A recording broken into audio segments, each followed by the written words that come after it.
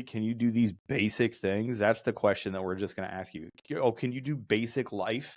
Are you a basic human? Because we just take the basic human version, but you have to do certain things to be considered a basic human. That's what we should talk about today, Jared. You're in the studio. Gotta wait for that the internet to season, you know? Yeah. And that's it's gonna be a good one. I had a good intro where I told him what we should talk about, and then I turned it over to you, and you were both frozen, and it hurt my feelings. Yeah. It happens. So we'll just go right in there. Welcome back, everyone. We are happy to have you. Hopefully you're enjoying the content that we've been putting out. Probably not, which is why you keep coming back, so that you just one day hope that things actually get better and we do a better job. And then we continue to disappoint. So right there with you. While you're at it, though, check out onesready.com. Get yourself some shirts, some flags. And then while you're there, you can also pick up some prep gear from Etiquette, because they've got fins and ropes and masks and watches and Alice rucks and all that kind of stuff. Everything that you would need to prep for any kind of pipeline, not just the aspect war pipeline. And then the great part about it is if you go to onesready.com, you don't have to put in a promo code. I bet you guys didn't know that, did you? There's so much I don't know that you know. Just for the record, we should have used the intro that got frozen on my internet, because it has been the strong start, Peaches. This is a good one. I'm here for this. Oh, we will. Oh, you know me, dude. A lot of the stuff I just keep in there, just the normal rambling. The problem is that I didn't know because you were frozen, I didn't know if you were going to stop or not. And I'm like, I don't know if he's talking. I'm guessing he's talking. Hilarious. I love when it like, does. Are you all psyched to be here? And Jared's like, I know we suck. Exactly. Right away. Like we're so excited. We had a good pre-talk. It's early in the morning, obviously, so we're all waking up and kind of getting into grooves and stuff. And then Jared hits us with it down. Like, oh, hope you like our content. You probably just hate watch us, hoping that we figure it out. But here we are. Here we are, man. Jesus H. Christ, my guy. That's a wild way to start. But you know what? I'm here for it. I'm here for the moxie.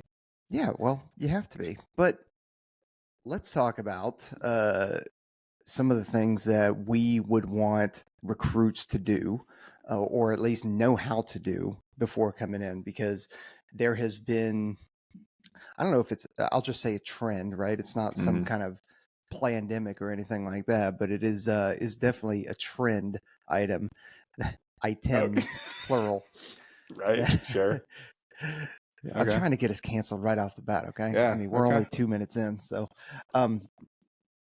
But there are some trend items that recruitment and folks, not just recruitment, but folks have seen, from recruiters to BMT instructors to actually folks in tech school. And once we get them to like Nellis, that's actually where I got a lot of this data from, was meeting with some of the folks on Nellis to talk about what are the things that they are wanting people to know, but also like what they're seeing and what they're actually having to train people. These are operational units having to train people how to do this, where I'm not saying that we didn't have to. There were definitely people that I went to basic training with that didn't know how to do these things. But if we can arm you and give you a heads up of things that we are seeing at the operational units to help you out, that's what we want to do. Right. So first of all, hard agree. Trent, are you going to be the old guy on this episode, or am I going to be the old guy? No, I hate kids today. So do you hate kids today? Okay, tight. Yeah. Well, I'm just going to tee you up then. Here's one thing that has really grinded my gears about the new generation, right? And it's this weird thing that's happened, and it's because of internet communication, right? And it's going to fit into this big ball, because it's going to be one of those things like newsflash or spoiler alert. Communication is going to be one of these things. Like, we need to fix the way that we communicate a little bit as like our baseline human before we get in to the Air Force, right? People come up to me now. One of the things that grinds my gears about these damn kids is they will just, like, even a DM or whatever, they'll just start off like the mid-sentence talking. So anyway, dude, I was thinking about going to the Air National Guard, and I didn't know who to contact, so I figured I'd hit you up. Man, back in my day, it was like, hey, man, what's up? My name's Aaron. I found your information on Google. I had a question. Is it okay if I ask you? Like, usually there's an introduction, but people do it in real life and stuff now. They just come up and like interrupt you when you're like talking to them. I'm like, who raised you? Like, I literally said that to a grown man at the gym the other day. He came up and like just started talking to me. I was like, hey, where'd you grow up? He was like, oh, like Washington or something. He's like, grew up right here. I'm like, oh, tight. Did they and not teach manners in fucking Washington? Like, I was having No. a conversation with this guy, and you just started talking. Like, what? What are we doing? But the kids, you can see the internet has stopped. It's like the way that they communicate, because it's just, somebody's bubble is green, and that they're like on Teams. I don't introduce myself to Jared every time I'm on Teams. I'm like, oh, hello, Chief Master Sergeant Petrus. I am Aaron Love. Remember me from this morning when we texted and had a group chat conversation? Like, that's the other. I don't need it to be that formal, but that is one of these things. Like, the kids just 100%, like the DM of people just like, hey, can you give me this answer? Like, we've said this answer 2 million times. Did you even Google? Did you even search our page before you asked the question in the DM?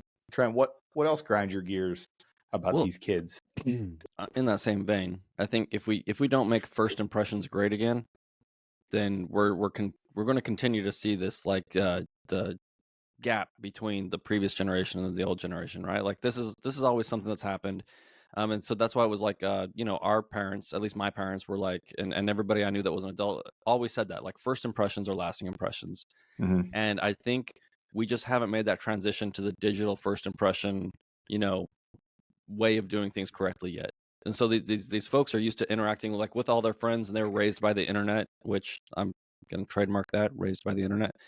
And that's just how they communicate. But no one on there is being like, hey, like, your first impression digitally is still your first impression. If you come to us and you're like, hey, like, give me this answer right now. Mm-hmm. It's like, bro, like, A, I think you're lazy, and also I might think you're stupid and you're rude.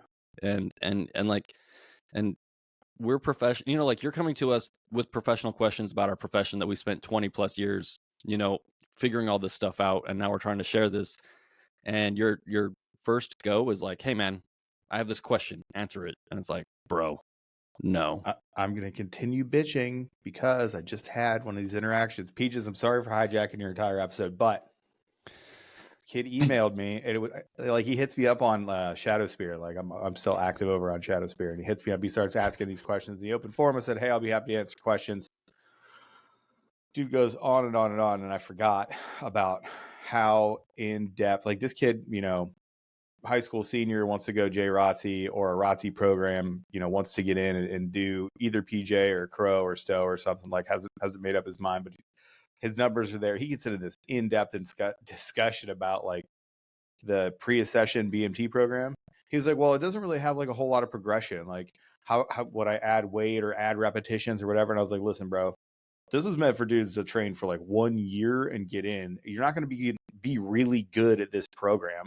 Like, it's not meant to progress you. It's not an end state program. You should be in depth for like a year. Like, if you're talking about like advancing this program, be like, oh, I've completed the entire program. I am very fit. Now I'm going to add 10 pounds to everything and do the program over. Then you're spending too much time in depth. You're just really good at working out. I don't need you to be good at working out. I need you to be good in the pipeline and at assessment and selection.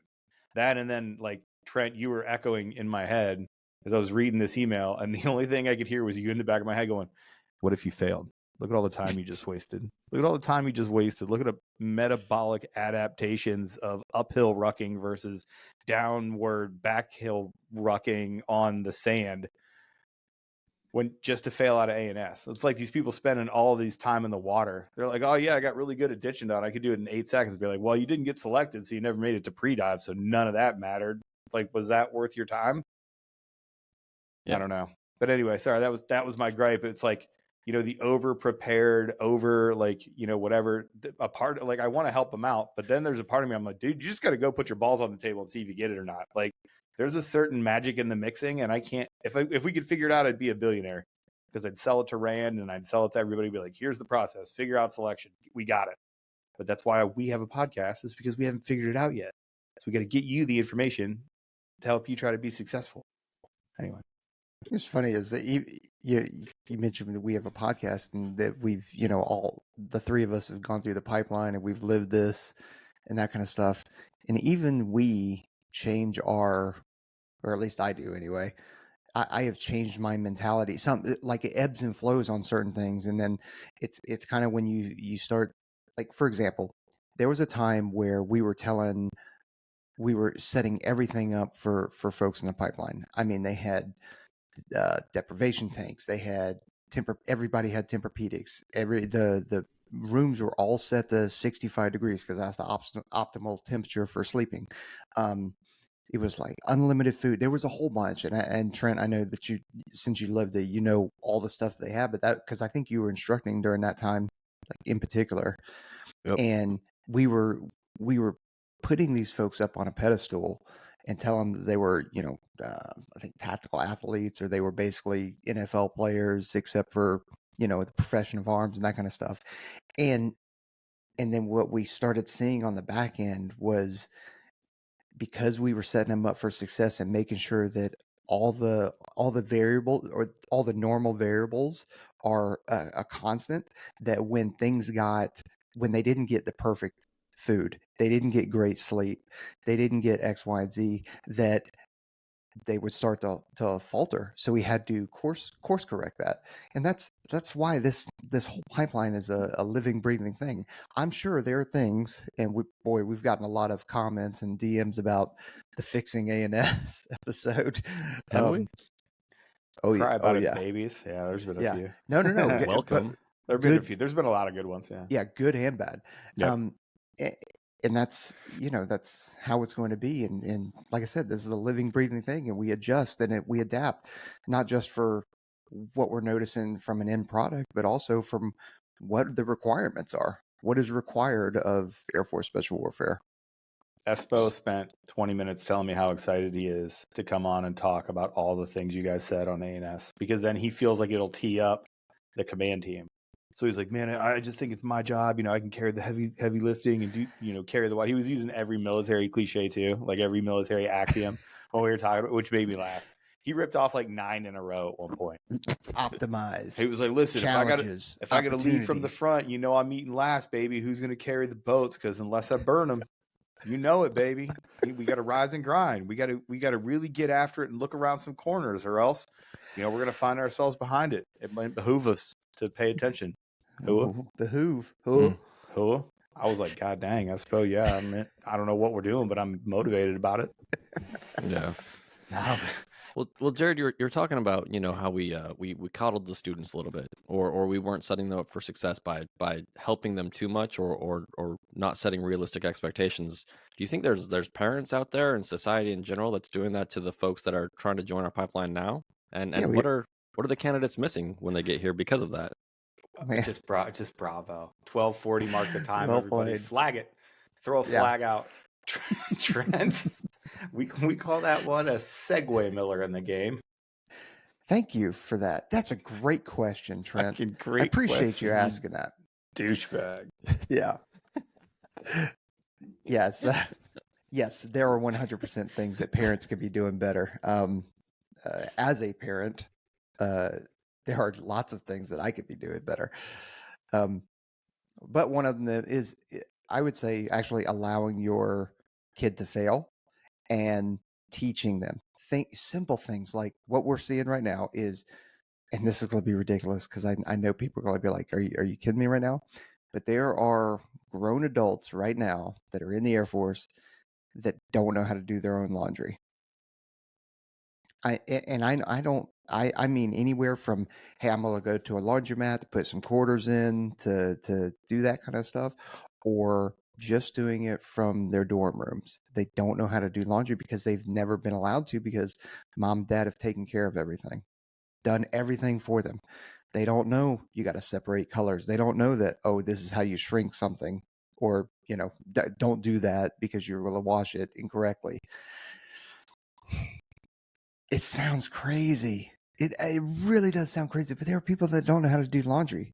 There's people that don't have driver's license. Well, and we have moved everything back, right? Like, so back, it's the old jokes, like, it's been a joke for how long, in comedy or whatever. So you would have a scene that was set in like the 1700s, and there'd be some 15-year-old. They'd be like, oh, what's wrong? And he'd be like, oh, I'm having a midlife crisis, right? So we're obviously living way, way longer. But it's still, even humanity, the life expectancy rates, they haven't really fluctuated a shit ton, right? Like we live a little bit longer, 10, 15 years, maybe longer now. than we have in the last, century, right? Like we've added on a good decade, but you still went out at like 18 and went and did stuff. Like people still left the house at 18 and like, hey, you're a man now. Like we always made the joke in our family, like, hey, you know what your 18th birthday present is luggage, because you're leaving the house. Like it's time to go figure out what you're supposed to, especially dudes, like, guy and, gender roles for men and female. Like men are supposed to go find their own. I know there's only two of them and they're separate, complete and distinct and valid, each of them. It's crazy. No, but like the men are supposed to go out and start their own family. You go, you find your wife, you find your plot of land, you find your place in the world, and you go do, right? Like that's what you're supposed to do. We have moved that window way far back. Like that's not an 18-year-old thing anymore. Like now people are living at home until 25. Like I have an 18-year-old daughter. It never crossed my mind once to be like, all right, time to go out and find an apartment in this economy and figure it out as a college freshman and whatever. That might have been acceptable for me. And as a matter of fact, that's what happened with me. But that was, 20 years ago? So 25 years ago. Yeah, right. So like things are completely different now. So we've pushed that window where people need to be responsible. And when you start seeing memes about people having anxiety about making their own doctor's appointment as 25-year-olds because they've been on their parents' insurance and never made a doctor's appointment until they're 25, that's frightening. However, that is the truth. And like you can see, you can make a whole bunch of parallels to those time periods. Sort of like, okay, time to be an adult. Man, that's a long way right from where it was. I don't know if you guys have the same experience, but that's definitely how I feel about it. Yeah, I mean things have changed, but I think that person that has that anxiety about setting their own doctor's appointment at 25 years old, they're not comfortable doing things that they haven't done before. And for me, that's more about less about setting the doctor's appointment, more about like no one has ever made them do anything on their own for the first time. Like Right. that's what it is. And it's like, I would tell that 25-year-old, like, just you do it once, it's just going to get easier. Yeah. But like, and another thing that they haven't figured out yet is like, life is just chaos. Like you see like these like 40, 50-year-olds out there and you're like, oh, they have it all figured out. It's like, no, nobody. No, we are all just like, it's chaos. Moving in directions, not knowing what's happening at all times. It's very frustrating for me too when somebody's like, I need to set up a doctor's appointment. You're like, okay, well, call them. They're like, man, I've got anxiety about hopping on the phone. You're like, dude, you're hopping. Like you have no problem talking to me face to face right now. You have no problem hopping on text or something like that and talking to people, but just to have a face-to-face interaction with a stranger over a phone that they have no idea what you look like or who you are or whatever, like that's not really something to have anxiety about. Yeah, I mean, and there's things you can do to mitigate, like just like everything else in life, right? Like just figure out what you're gonna say when they're like, this is the doctor's office. Be like, hi, my name is, like, write yourself out a little script or whatever you got to do, right? This is me. This is what I need. And can you help me with that? Hey, you. How about this? Like I've actually I've no kidding had that, where you call somebody and you're like, man, I don't really know how this works. And you just tell them, like, hey, I'm so-and-so. Listen, I'm going to tell you a quick story real quick because I don't know what I'm doing. Full up, I don't know what I'm doing, but here's the situation. I don't know who to talk to about this and figure out which department to go to. Like that's my entire personality, is just being like, I don't know, man. So that was my fourth time in Thailand, and now I can't balance on one leg. So is this a you department or is this maybe a specialist? Yeah, exactly. I would love to be on the other end of a phone call where it's just like, hey, what's up? My name's Peaches. Buckle up, pal, because I'm going to tell you a story, and then we're going to figure out how we can help each other out. I'd be like, thank God. I was worried this day was going to be boring here at work. Yeah. So there I was. Thank God. Okay. But like, cooking is what's up? Sorry. I was just saying, sorry to interrupt. I think one of the things about the new way things are going, because like Aaron brought up the economy. And I think if there's parents out there, like, I'm not telling you that it's always the best idea that your kids move out when they're 18. Like for me personally, like things have changed, but the level of responsibility for your children as they get older should increase, right? Like there has to come a point when you treat them more like a terrible roommate than the 3-year-old, that you loved so much. They're not that person anymore. No, that's 100% true. That the economy right now, yeah, sure. you can still join the military at 17, 18. That's fine because we'll house you, we'll pay you, and all that kind of stuff. But if you don't, and I don't personally, I don't think that going into debt by going to college is the way to go. Nope. That's just me, Oh, right? no. It's not a great financial decision. And if you think that just because you have a bachelor's degree, all these people that are telling you that you're going to have a job, have you paid attention to anything on social media? All the people that are clamoring, how about the size of the student loan debt crisis that we've got going on? Seems great, right? You're pushing So me. You're pushing me to the right. And I'm Stop not calling it a crisis. It's not my crisis. You're pushing me to the it's right, not, it's Peaches. not my crisis Listen, either. you know this is not the platform for it. You're pushing me to the right side of this thing. Oh, you're pushing me. Me and Crystalia. Me and Crystalia over here on the right side. You just say something about the border. Say it one time. But it's not like, and me and my kids have had this. Hey, are 18? Are we out the house? No, obviously I'm not going to boot you out the house at 18. But Trent, you nailed it. There's going to be increased responsibility because guess what? At what are we at a percentage rate right now? Is it a 6.7 or 6.8? Maybe even 7 now? I'd love to know what you're talking about In terms of housing. Yeah. Like sevens. Rate. Yeah, 6.5 to 7s. So we got a really good rate and we were under the national average, but it's still, I mean, they're up and they're talking about easing again because the CPI and inflation came out hot. Yeah. And then rent is more expensive than a mortgage. Now, so guess what? Get a roommate. Get a couple of roommates if that's what if you are going to move out. But it's just well, we just made so I am in your camp as far as the parenting thing, and man, I love how the way that I'm going to edit this one is I'm just going to put like, hey, if you're actually going to selection, listen to this block. If you're a parent and you want to talk about raising kids, listen to this block because we're covering a lot of ground, and I like that. Anyway. So I just did this with both my kids, and I agree with you on all of that.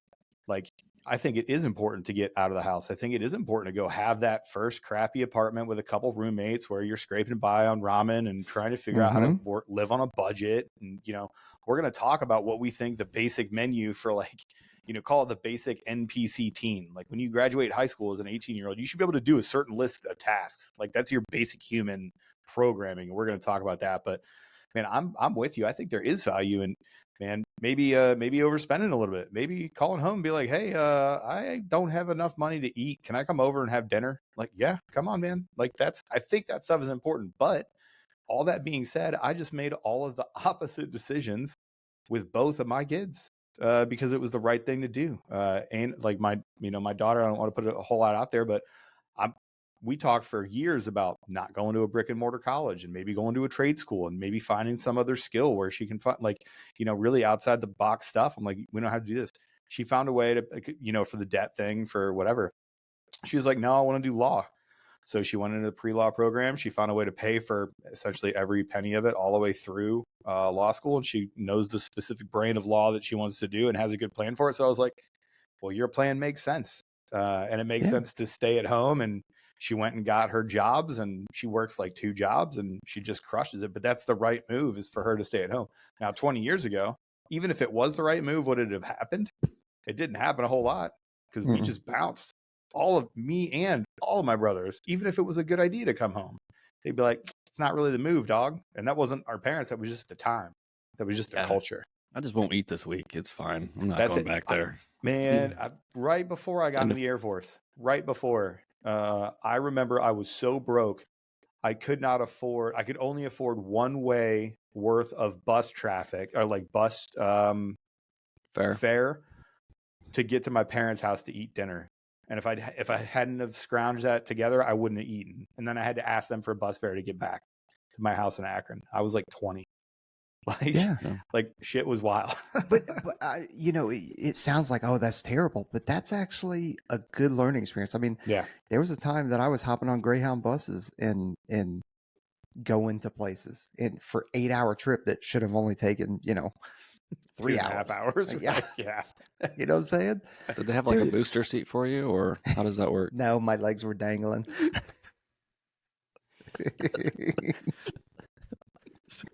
But I couldn't afford a car. Couldn't afford the gas, and I was in the Air Force at that point. Yeah. Oh yeah. Well yeah. Because I wasn't smart with money, because I, not to throw my parents under the bus, but I just I didn't know how to manage money. Dang it, Peaches Senior. What did you do? How dare you? But to the point, like, even if you join the Air Force, like, you're gonna be someone's roommate in the beginning. Like, all these things like that whole, like, going to college experience, like, there's a lot of parallels between that and then joining the military, and you're not getting paid a lot in the beginning. And so if you can't be a good roommate, if you can't manage your finances, if you want to buy that Camaro that's just outside the gate, which is the worst idea ever, there's a few things that you can do to make your life a little bit easier, and things that you can make automatic, just like we talk about, like your physicality, right? Like, what do? You wake up, you set your baseline and all these other things that makes, at least be good at one thing, so that the rest of your day you have the energy to struggle through. If you have like these automatic tendencies as far as just being an adult and having a roommate and like maintaining your possessions and the stuff around you, it's going to make the rest of your life a whole lot easier. Is saying adulting, is that cringe now? Like, remember when people were like, "Oh, I'm adulting." I got an adult today. They would just be like doing errands and shit. Now that we're talking about it, I hate it for even coming up with this thing. So, Aaron Love Hate Club, shout out to you. I'm not going to call this episode Adulting 101 because that would make it sound fucking stupid. So, never mind. Yeah, I think a good bit of that has been lost too, like the self-sufficiency, because it all leads into just being that fully formed person. Like, you can't be a good roommate if you were never taught to like clean up after yourself. We're never taught to like basic house maintenance. Like, how old were you when you figured out how to change an air filter in your HVAC system and how that actually has an impact on everybody's health? And you're like, oh yeah, that's cool. I wish somebody would have taught me that when I was like 15. Well, there's a whole list of that stuff that used to be like basic math, like get a driver's license. I'm shocked at how many people don't get driver's licenses right when they're 16. They just don't need it. They have a tight friend group, or their parents will take them, or Uber. Or Uber. If you realize how expensive Uber actually is, rather than paying, I mean, sure, the upfront cost for a car, gas, insurance, but if you know how much insurance is on an 18-year-old kid, 18-year-old adult, or male kid, bro. I know.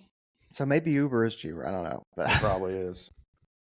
Oh my god! But if you're Ubering to your job and then Ubering back, man, you're working just to Uber. Just to Uber there, dude. The driver's license thing. I don't know if you guys remember this, but the driver's license debates amongst the functional management of our career fields, raged for 3 years. Mm-hmm. Like, it was one of those things where it's like, hey, like, I think we got this figured out. Like, we're going to require driver's licenses, but like every 6 months it'd come back up. Like, somebody would be like, well, I mean, do we need driver's licenses? And then like, we would waste an amazing amount of time talking about whether or not driver's licenses are required for the career fields. Oh my goodness. What other argument has taken up more of your life that you absolutely hate? I'll start. For me, it's the 8-ring parachute argument that we had in GA for 10 straight years about going to the 8-ring system that the guard loved and front mounted rucks and whatever. I wasted so much of my adult life. When I'm dying, and I hope it's soon for reasons, I'll tell you, I will regret wasting time talking about a parachute system that has 8 rings versus 6 rings for equipment. And I'm going to stop now. Jeez. I mean, yeah, that's a waste of time. It's the dumbest thing of all time. I went TDY, Jared. They sent me TDY to go to a different unit to take up entire portions of my day to talk about that. That was tight. And I wasn't even a subject. I was just there. I didn't even have input. I was taking notes. It's in a notebook somewhere. I couldn't even tell you. There's been a lot of conversations where I've been like, why are we talking about this? Do the all crows are JTAX discussions, Jared. Go. Stop it. Oh my God. Not just crows. Trent, we've talked about this. The old Saltese dudes tried to do it too. To be fair, I was 100% against that, because all the guys that wanted that didn't understand what they were asking for. Right. And I'll tell you right now, there's another career field right now. I knew it. I was going to tee you up if you didn't jump into it. I was going to say it if you didn't. I could see it on your face. There's another career field that thinks that they want to do what we do as well. I'm not going to call them out on this, but you're I'm putting you on notice. You're on notice. You're on thin ice with me. Yeah. You don't even know, but now you know. And if you don't know. Anyway. Yeah, brother. The cream rises to the top. Oh yeah.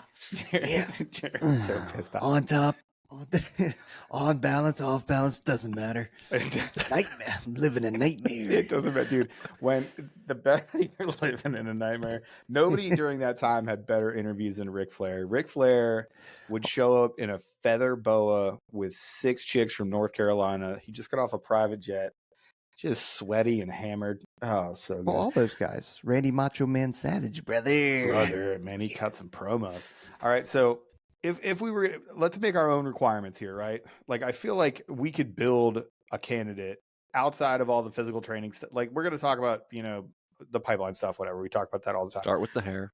Start with the hair. Is that not we're where going we to go Sorry. from the hair Well, down? it does have to deal with grooming. It does Groom have to yourself. deal with grooming. Yeah. Thank You goodness. don't want to be the stinky kid. Man, let's just build a normal human. I'm going to start with it. I'm going to start personality. We're going to talk about all these other things that you need to know how to do. All I need you to be is not weird. Just don't be weird. Dude. Okay? Just don't make it weird. You can have fun, eccentric hobbies. You can go do fun stuff. Just don't make it weird. That's all. Just be a normal human. What do you mean by that, Aaron? You know what okay. I mean. Listen, it's one of those things. The Supreme Court famously said they can't define porn, but when you see it, you know what it is, right? Like, that's, no kidding, a Supreme Court decision, right? Yeah. And it's pretty true. Is this art or is it porn? I don't know what that line is, but when I see it, I can tell you, right? This is the same sort of thing. I've had friends, like, I had a friend that he had a favorite pair of boots. He literally, like, went to a cobbler and got them resold and wore, like, lederhosen and had a funny mustache. And we joked about him killing puppies, and it was this whole thing. But he wasn't weird, right? Like, he would talk to you and he would be a normal person. He wasn't a weird guy. And then I've had, like, dudes that sold crypto and said till Valhalla, brother, and loved to go to the range and shoot. You think that fits the archetype. And they were super weird. And they weirded you out all the time. And they were terrible to be around.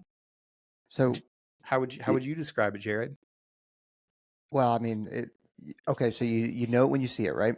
Mm-hmm. I'm going to throw out One Punch Dad. If you Okay. if you guys aren't following him, check him out. He I has love a him, yeah. he has a character called Crafton, who is a supply clerk, right? And makes his own kombucha, and he's In his part room. of the wolf pack and all that kind of stuff, right? I love how you know One Punch Dad lore so well. We have to put this out as its own reel, so we'll just mark this one down. But I love how well you know One Punch Dad lore. Be like, all right, here's Crafton. because so here's he- his 5 favorite animes, and here's what Crafton would say if he was on a date, but he didn't When people get there. walk into Peach's office and he's laughing, now you know why. If he's Yeah, staring yeah. at his phone giggling, Hey, huh? It Yeah, would behoove exactly. you, Sergeant Major. It would behoove you, Crafton, to maybe get rid of what I assume to be an outdoor compost pile in your room. But that's so there you go. He's got a compost pile in his room. That's weird, right?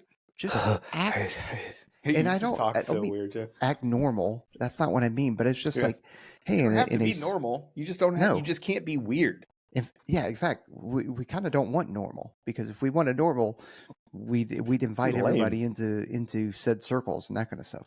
Right. But it's like that meme where's the kid in the background in the back car seat. It's like the Just act normal. Just act normal. It's just And it's him usually screaming. it's like Florida and the rest of the U.S. kind Yeah. of thing. Yeah.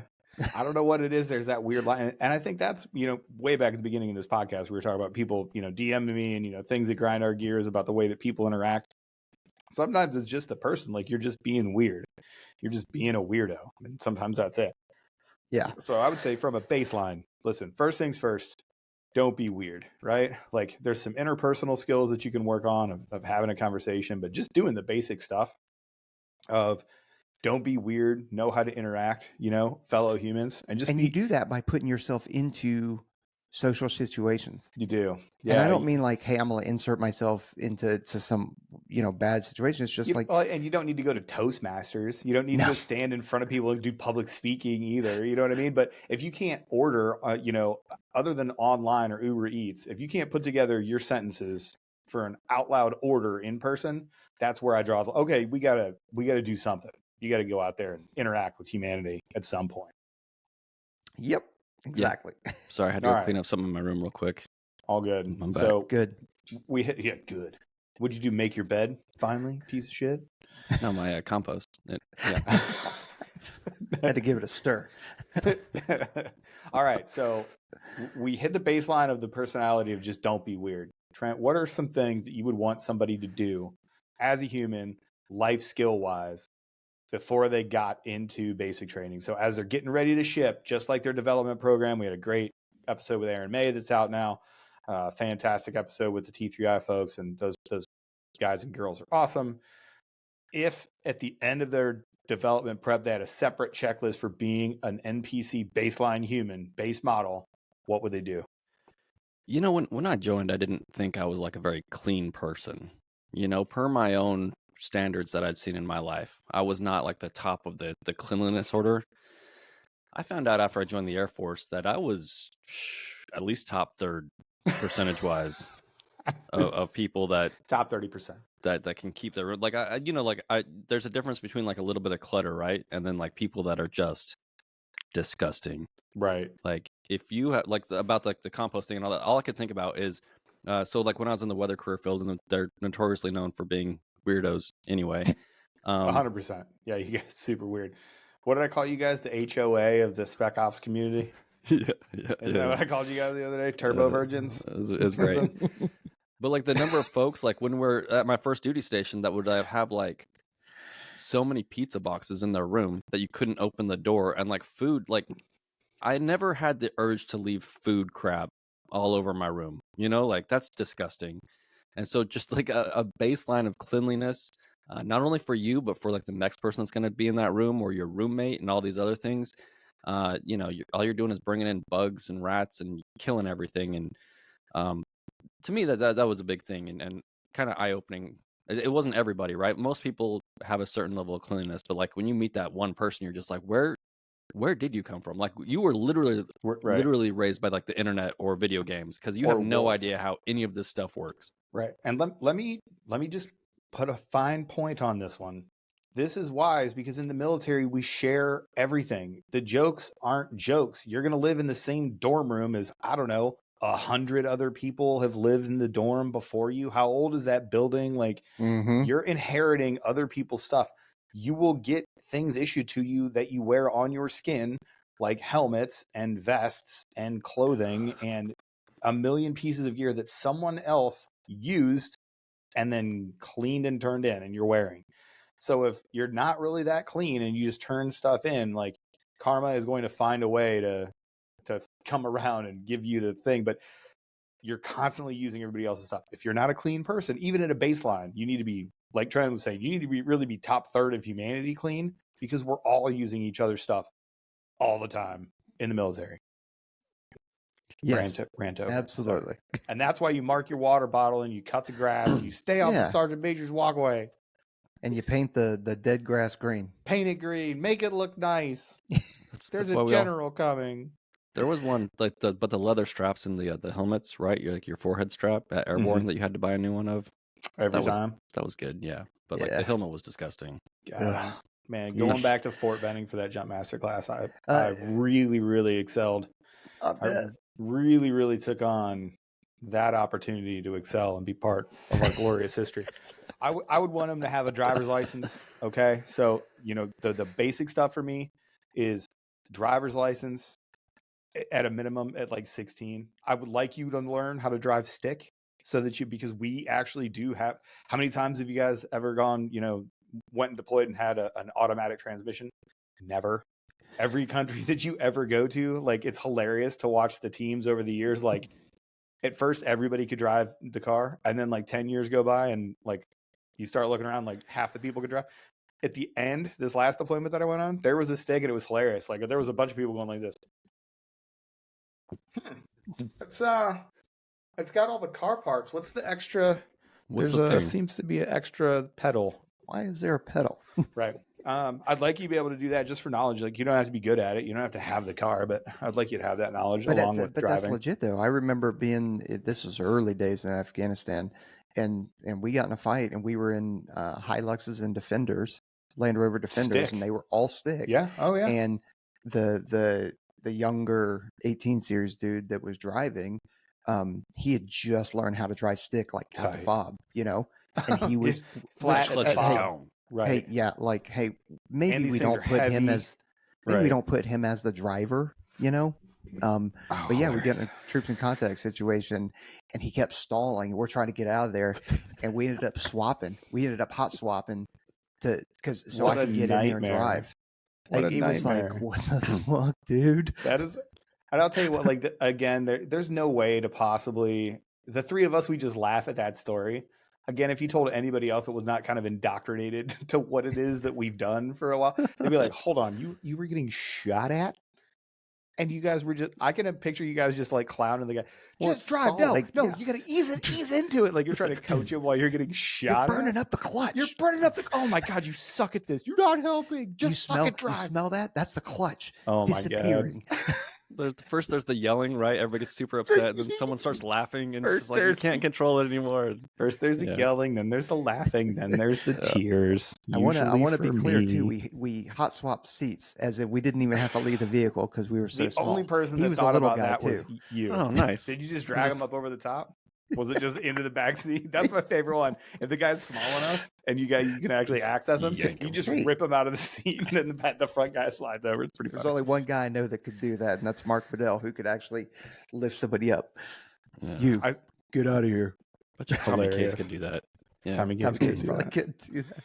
Yeah, but that's like a for all the people out there that are like, oh, like I'm ready for when the shit hits the fan and all these other things. Like if you can't drive a stick, like you're telling me that that's not an essential life skill to just make it through certain situations. Like you're like, oh, I'm a super prepared person. I go to the range. I do all these other things. Like I, collect rainwater.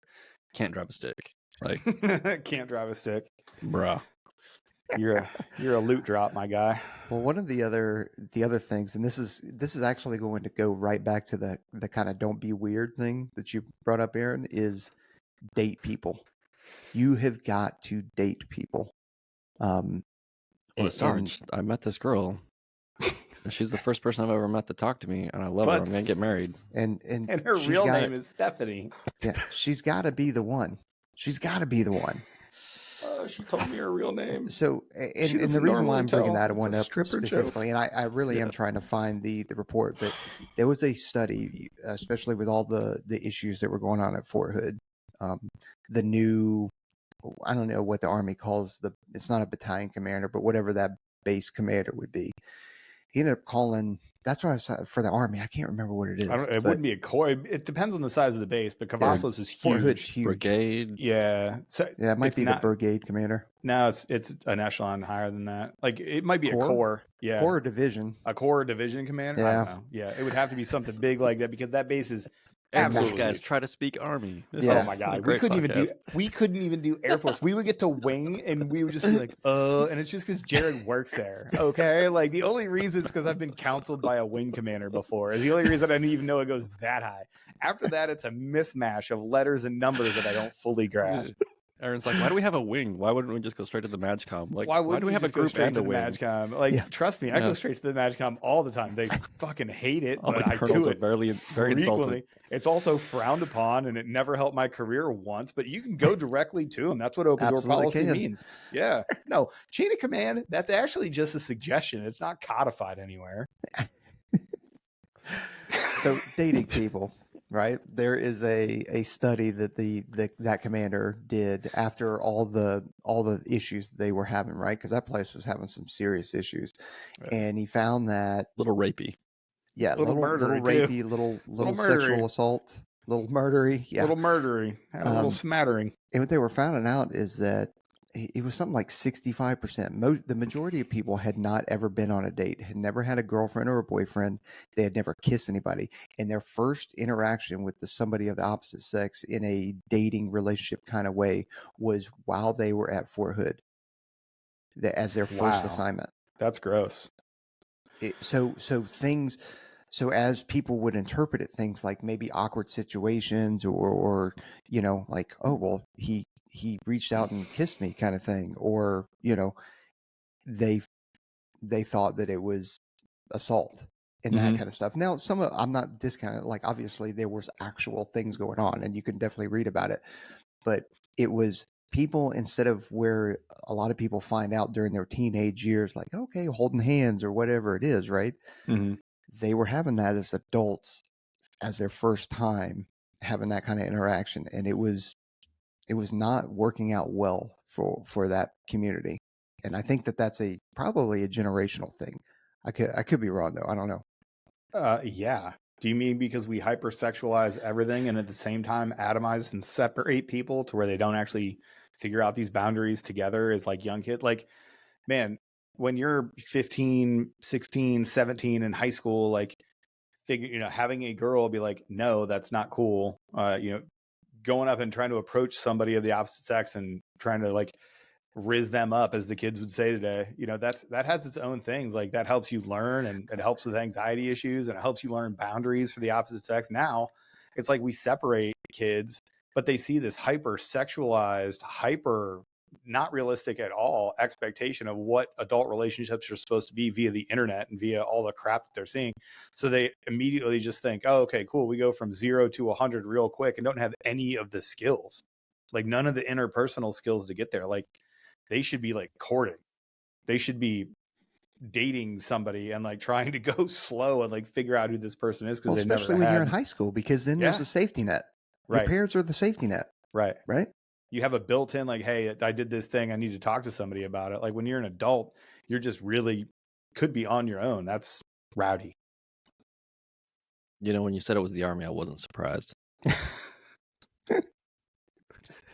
Army just catching strays, no reason. Didn't even do anything today. Let's talk about self-motivated fitness. This is a home run. I mean, dude, what are we going to complain about today? Is it the weather? Is it a family member? Is it my own motivation? Like, shut up, go to the gym. Never take more. It doesn't have to be perfect all the time. We've covered this so much. I don't want to get into it, but it doesn't have to be perfect all the time. Just don't ever go more than 3 days. Don't ever go more than 3 days without a workout. Do something every single day. Never go more than 3 days. Take 2 days off in a row. Okay, tight. That's enough. Go do something, work out, get a couple days in a row. If you can eat good and do some working out, that'll be great, but it has to be on you. Nobody can poke you to do it, prod you to do it, whatever. This just has to be built into your battle rhythm. By the time you're an 18-year-old and you're a basic human, this is a basic thing. You need to be able to take care of yourself in the fitness realm, and that it has to be self-motivated, and that's it. Yeah, it doesn't mean you need to be a gym rat or anything like that. No, you don't need to be jacked. But you can't have it. You got to do something active. And no dad bods. Listen, dad bods aren't sexy on dads. It's even less sexy on a 19-year-old. So figure it out, Chubster. Let's get a little bit of that baby fat off of there. Dad bods are not sexy, regardless of what influencer is telling you. They're just not. First of all, hurtful. Second of all, if I don't know like what to do to work out though, and I am interested, is there anywhere that I can go that you would recommend to get some workout programming and some nice mentorship? There's only one name that comes to mind, and it's Coach Edgerton over at 18 Alpha Fitness. If you go to 18alphafitness.com, you can check out all of his stuff. He's got general physical preparedness programs if you just want to shed a little weight. He's got an old guy program. He's got kettlebells for BJJ. He's got selection workouts. He was actually a strength and conditioning coach in the pipeline, in the Air Force pipeline. It was really successful after his year as an 18 Alpha, right? So that's 18 Alpha Fitness. He was an Army Green Beret type dude, but he started his program. He has individualized coaching via the app. It works great. I've done the programs myself. They really work. They'll get you ready to go no matter what you want to do. So Army, Navy, Air Force, Marines, or if you just want to be a more deadly human. I had an old friend of mine hit me up and say, hey, I'm doing BJJ, but I'm an old guy. What can I do to help myself out? And I told him, hey, go to this program. He loved it, went through Kevin's whole program and got it. So go to 18alphafitness.com, use the code 1, the number 1, ready, all one word, at checkout, and you'll get a sweet discount. Jared, what are you drinking? Yeah, what if I get thirsty while I'm working out? What are you drinking, Jared? Drinking look Hoist. At that. Did you guys see this? This is the new one too. Drinkhoist.com. The Blaze Orange. Yo, the orange my is son fire. My son picked this up because I leave the case and there's actually only 3 left right now. Nice. But because they raid my stash. But dude, this new flavor, and then the black cherry, by far my favorite. The black cherry is my new favorite. I saw the Blaze Orange packaging when I opened mine up. Mine did not last at all. That stuff goes. But I opened the Blaze Orange and I was like, oh, it's a collab with Realtree. So it's got the camo on it. It looks good. So go to Hoist, go to drinkhoist.com, use our code once ready at checkout, get yourself the Blaze Orange or the new black cherry. I'm still a fan of the packets. My favorite is the fruit punch and the packets. Packets are elite. Go get those. Use code ones ready at checkout over at drinkhoist.com and check out our other teammates. Demi Bagby. Big fan of the podcast. She shouted us out a bunch of times. Don't go look for it. It's just hard to find and look up to verify what I just said. But she's a drink hoist athlete as well. So no big deal. Yeah. Well, What, there it is. What about finances? Man. And I don't mean like, hey, I'm investing here, I'm doing this, I'm preparing for retirement. Well, here's where I talking disagree about with you. just simple budgeting. Just simple budgeting. I think simple budgeting, yes, but actually the thing that I regret that I've definitely been pushing on, on both of my kids and, other young folks, man, you should be investing. You should be thinking about your retirement. I told, my daughter, I don't know how long ago, a couple months ago, like, hey, you got a job now? Put $100 away every 2 weeks, $100 away every paycheck, $200 a month. Just put it in. I'll give you a couple funds, a couple ETFs to throw it at, and we'll get you a 401k when you get enough money in there, and we'll just start, putting money in it. You'll never miss the money. And by the time you're 60, you'll be a millionaire. 50, you'll be a millionaire, more times over, depending on how it is things go. I think you should have a grasp on, yes, basic, how do I do a budget? We always, we would say what? Oh, you need to balance a checkbook, because that was a hard thing to do. Like, it wasn't electronic. You don't need to balance shit. I can literally look on my phone at the store and go, oh, I need to transfer $1.45, transfer $1.45, swipe, and it's done. And it comes out in the wash. Wasn't like that before. I digress. You should know how to budget. You should know how to stick to a budget and how to actually manage your finances. And then you should go probably one more layer deep. Like, you should understand interest and loans and loan terms and how to buy a house and how taxes actually work, and then how to do some investments. Like, that's probably the base. You don't need to know a ton about that stuff, but you need to know enough about it. Right. And to be clear, I do think you need to invest. I'm just saying at a basic level, at a basic level, just learn how to budget. Don't overspend. You got $1,000, you got these bills, and then you have play money or whatever, whatever goes in your budget, and it should be zero at the end, or it shouldn't be, or at least it shouldn't be in the negatives. How about that? Right. Yeah. And if you want to invest, just go follow and do whatever Nancy Pelosi does. She's already made 10 times her salary this year for betting on Nvidia with her insider trading, allegedly. So just follow big whales, Nancy right? Unusual whales and Quiver Quantitative. Yeah. Yeah, the Pelosi tracker. That's actually pretty much all you need for finance, as long as your spouse doesn't get hit in the head with a hammer by an alleged lover. Anyway, well, and I think where we've seen this go wrong sometimes is during the pipeline. You'll see you have like a safety net, right? Like, your meals are provided, all this other stuff, and like, our community is not really we're not going to ease you in after the pipeline. Mm-mm. Like, you kind of go from like this like very controlled pipeline environment. When you get on team, like, we don't have time to teach you about finances, cleanliness, how to do your laundry, any of this stuff. Like, you have 2 years to figure this stuff out ish, like, depending on your pipeline and all these other things. And understand that as soon as you get on team, if you don't have a car, you don't know how to get an apartment, you don't know how to do any of these other things, you can't manage your finances while you're, away out of country or out of state constantly, and you don't know how to pay off your government travel card and all these other things, it's going to bite you in the butt real fast. And so, like, you have some time to practice. Having that down before you even join is going to be huge. But these are the things that can really jack up your career, like whether you invest or not, but like just maintaining that balance and understanding how it all works. It's no one wants to see you get kicked out of the career field because you can't manage your money, but that's a very real thing, on top of like your security clearance and all these other things that it affects. So this isn't just like a good advice for no reason, especially for our folks. This is you have to do this, otherwise you're going to be gone. Be gone. Gone. Be gone. Get now. Gone now. Get. I'll hit this one because it's sort of, I alluded to it earlier, but how to write an email. I would say how to write an email, how to communicate with somebody. We communicate across all different social platforms, right? Like, Tinder isn't the same as, say, LinkedIn.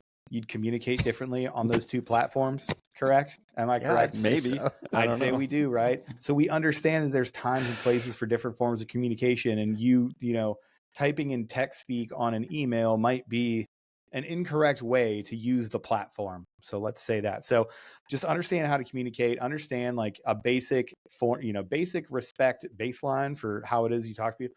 Hi, I'm so-and-so. Here's the reason that I'm talking to you. I'd love to call back. There's a million free resources, by the way, on how to write an effective email, how to communicate effectively, whatever.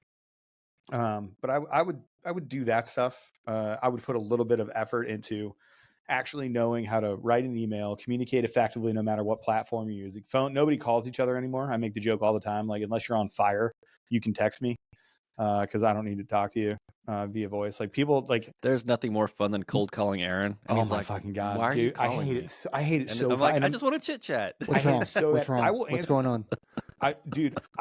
It keys me 100%. Like, if you want to make me super anxious, just text me, be like, hey man, can we talk?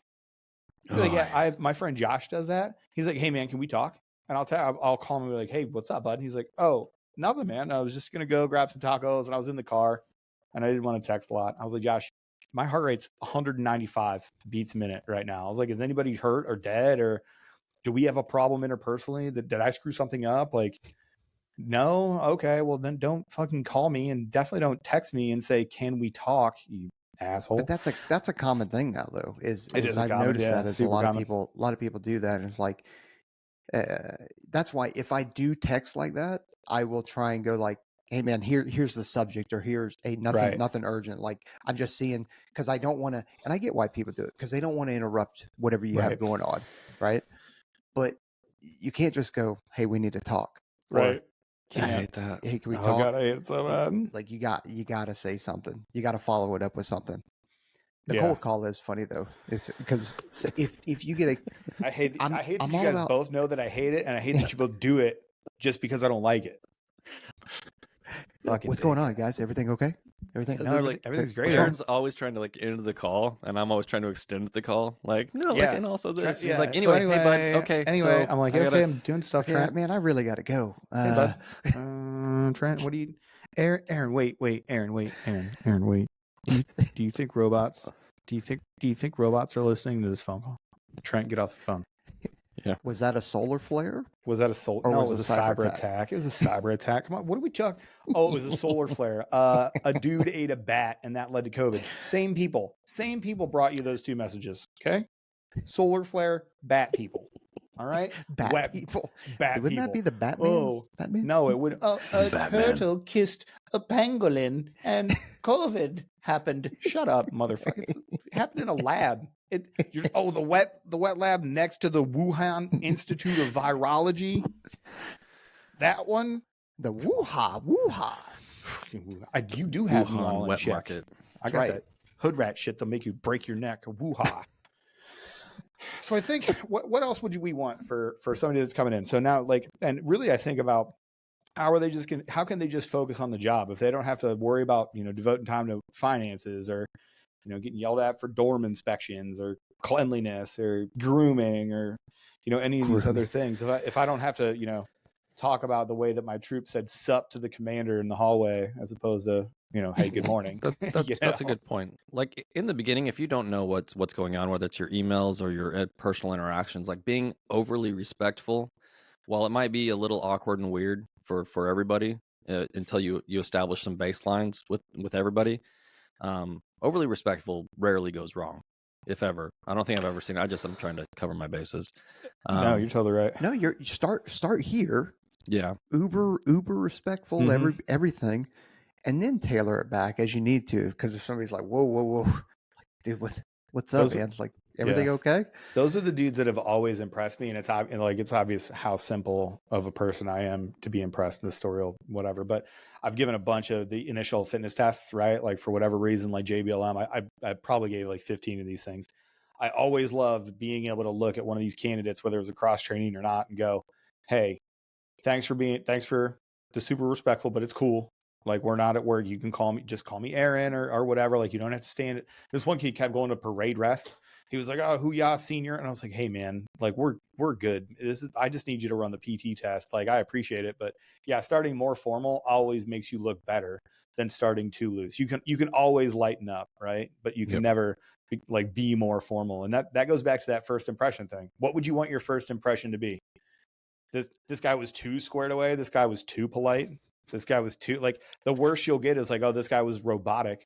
Or you'll get somebody that's insecure and be like, oh, they're doing that for a reason. And then they'll say some dumb reason, right? But if that's the worst that they say, like, as a guy that gets a bad first impression, let me tell you, I would take that. You know, I got a 6-month timeline, right? So you meet me and you hate me.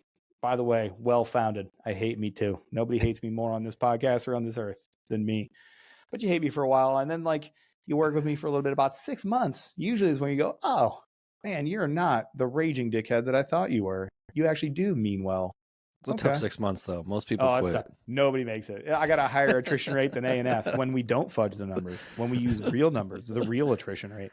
I got a higher attrition rate than that. You guys made it. Congratulations. You guys you did it to yourself. You played yourself. You played yourself. Another one. Should have never signed that paperwork for this podcast.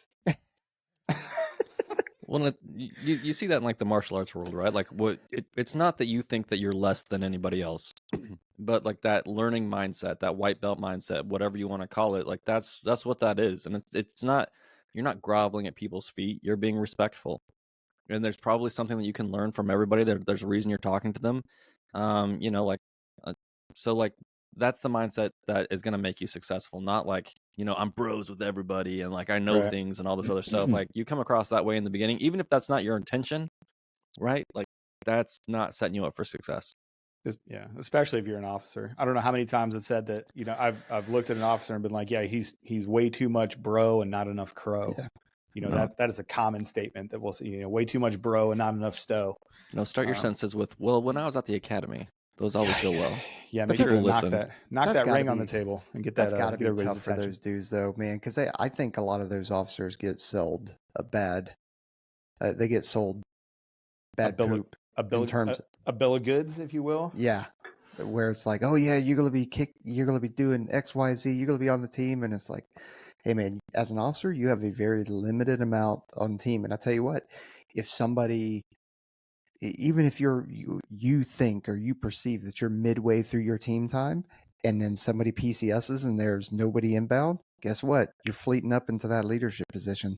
And your team time is now over, or maybe you'll go back to a team, maybe. But man, I don't know where this perception is coming from. We've all been so clear on it for so long. Well, I mean, I think that I think they get sold a bad bill of goods. I really do. You know, if we just got rid of people coming and straight into the military as officers and like had a single structure line, that makes more sense. Like read Super Troopers and all that other stuff.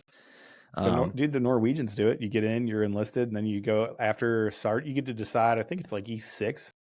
You decide what you want to do. You either go officer track or you stay enlisted track. Or warrant officer track. I think the Marines have that track for the enlisted folks, but they also bring in officers straight off the street. But like, why? They do. Yeah. Why? Like when you call someone a non-commissioned officer, all you're saying is they have a degree in their job. They actually know the job. So, well, the funny part about it is most of the NCOs now have degrees and are as educated. Right. Yeah.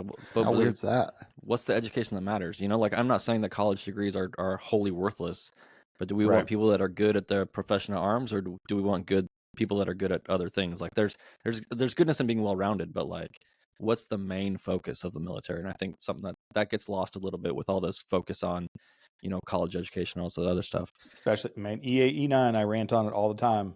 E8 and E9 are not junior officers. They don't need to go to 2 years of school. They don't need to go to, you know, X amount of this stuff to get these, you know, a degree should not be required for E8, E9. That's why they're enlisted. Like, I think that it's really easy to cross that line and go, okay, cool. Well, now you're going to go to this school and this college and this, you know, whatever.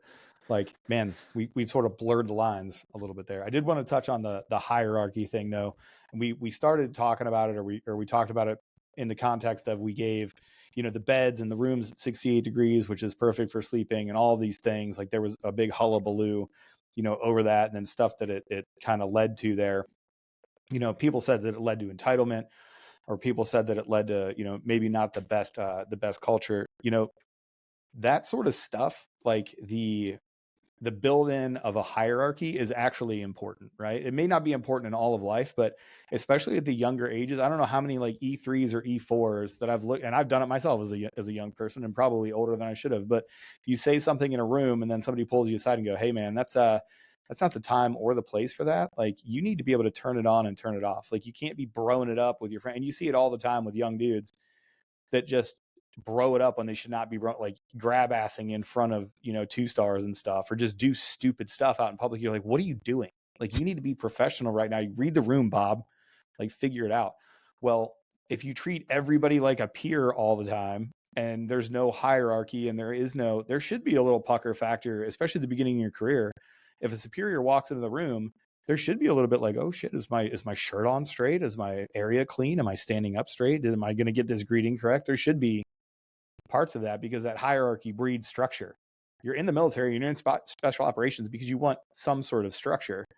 But if you bro it up too early and you don't understand when to turn that switch on and switch off, it actually degrades the entire morale of the unit. Like, everything becomes just unbearable. It's just stupid. Yeah, and it's a level of professionalism when we experience this over in Milton Hall when you're traveling to all these different countries and you have you're having a disagreement with somebody at the airport, like one of the airport staff, because you happen to be flying with lithium batteries or a weapon or something like that from one foreign country into another automatic foreign weapons. Yeah. And they're like, hey, there's an issue with this. And you're like, this, you can't go, this is America. I've got second, 2A rights. That doesn't exist over there. Right. So maybe having a little bit of professionalism and decorum and being able to de-escalate the situation and go like, oh, realize where I'm at, what's going on right now, their perception, and let me de-escalate this and figure out what the hell's going on, because before I create an international incident, because that happens. Oh, that happens. That happens quite frequently. Definitely maybe you get into a road rage incident in your GOV and you're never allowed to drive a GOV ever again. Well, I think that social pressure, or the pressure of being in the military, and especially once you get the funny hat, is a positive thing. I mean, I know it kept me out of trouble many times, because it's like, hey, like, if I'm on orders, or if I'm moving around, or if I've been driving to work, right? Like, the expectations for me are different than anybody else. Like, I can't just hop out of my car in my uniform and beat someone because they cut me off, right? Like, I could, but like, it's not great, because I'm not just representing have to have a whole talk about it, and then Well, and I don't want to embarrass my unit. I don't want to embarrass my career field. I don't want to, the Air Force I'm a little less care about, but there's expectations for the way that we're supposed to be, and we are supposed to be professionals, right? Like, we used to be quiet professionals, and now we're podcast professionals, or whatever it is that we are. But like that, I thought that pressure was a positive thing for me. Yeah. We used to be silent professionals. Being quiet professionals is fine. We don't need to be silent. I stole that from Chief Cox. Nobody knew anything about us, and so that didn't really work out. That did really well for us. Yeah, how'd that do? Great. Don't look at the numbers. Just numbers. All right. Well, I think that's probably a good place to end it.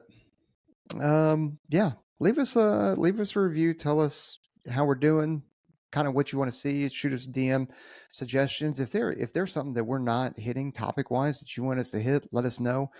Believe me, we have a long list of things that we can continue to talk about, so we'll do that. like a long list. I love how you said that as a threat. I love how you're like, listen, we got a long list of stuff that we can talk about, and we're happy to do that. Unless maybe you want to send us a DM. Maybe you want to tell us what you want to hear. I know. That this is. I mean, this was not. I dare you to give us suggestions. Oh my god. You think you know what we should be talking about? Okay, tell me, 18-year-old. What do you think I should be talking about with all of your life experience? You can't even do your own laundry. Let me turn the mic over to you, you piece of shit. You can't even drive a stick shift. I was going to say, how about that stick shift? Yeah, how about you? Oh yeah, notice this man couldn't drive a stick shift. Comment? Care to comment? Care to comment? First of all, I'm very small. Are we going to call this episode 300? Are we going to turn this and call it 300? Oh, snap. Is this 300? God damn it. I am going to fucking screenshot the text message where I said this weeks ago, where I was like, hey, you know what we ought to do? We ought to get together and record 300? Episode 300. And we didn't mention it here until the end. No. Well, welcome to episode. Welcome to episode 300, baby. Thanks for sticking around. That's right, baby. 300. I didn't think we were going to get past episode 10, but here we are. Here we 300? That's weird. So weird. It's not weird. I want 1,000. Next milestone is 500. I don't know why 300 is. It's just we looked at it, but we're putting out a good amount of content. We got episodes in the bank. We'll quick turn this one and get it out. We'll call it episode 300. Yeah, because I think Wes Bryant that we just put out was $2.99. Or maybe no, I believe that made Diesel $2.99. Yeah. So we put out Wes Bryant, which is $2.98, and then Diesel is $2.99, which makes it perfect. Which makes today 21st. That would be the carry the 2 9:30. I don't know. Good. That means we can keep teasing the Aaron May episode, because that episode, Aaron May is just a fantastic human. He is a fan. He's one of those dudes that's he's so good at his life that it makes you feel bad about your life. He doesn't make you feel bad. You feel bad. You're like, oh my God, look what a good human can be. Yeah. I cried into my pillow for a long time after that. Look at what I could have been. Yeah. So that means Sad today face. is March 2nd, because that's when this episode will release. Episode 300 on March 2nd. There you go. All right. Done. We've seen behind the curtain. Now we really got to turn it.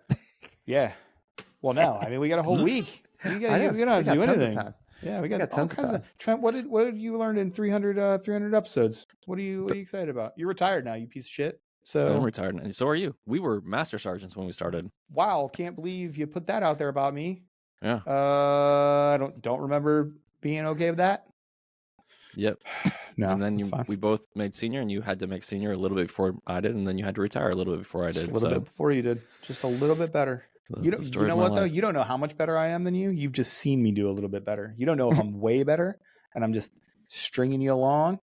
You don't know. Oh, I mean, I don't know what's going on right now. Oh. Peaches, what have you learned in 300? What is there anything profound you want to say? I don't have anything. I don't have anything profound. Well, I've learned a lot. Are you kidding me? Just in the way of technology, lighting, cameras, editing, all that kind of stuff. Learned a lot. I would actually be willing to bet if you went back at the beginning, don't go back in kids. 2019 and kind of, took some of the things that we said, I wonder how much has changed since then. If a lot of it stayed the same, for sure. A lot of it stayed the same. But I bet there are other things that we have changed our viewpoint on, or at least changed the way that we've articulated it. Oh, yeah. 100%. We always joke about just going back and finding the old episodes and then redoing them, because we probably have a completely different episode on our hands. I bet we do. So yeah. I've learned we were supposed to have a team for this whole time. Are you guys aware that there are podcasts that use other people to do all their stuff? I've been told that by a couple of officers. Yeah, I have been told. I was made aware of this by some officers that apparently there are people that do editing.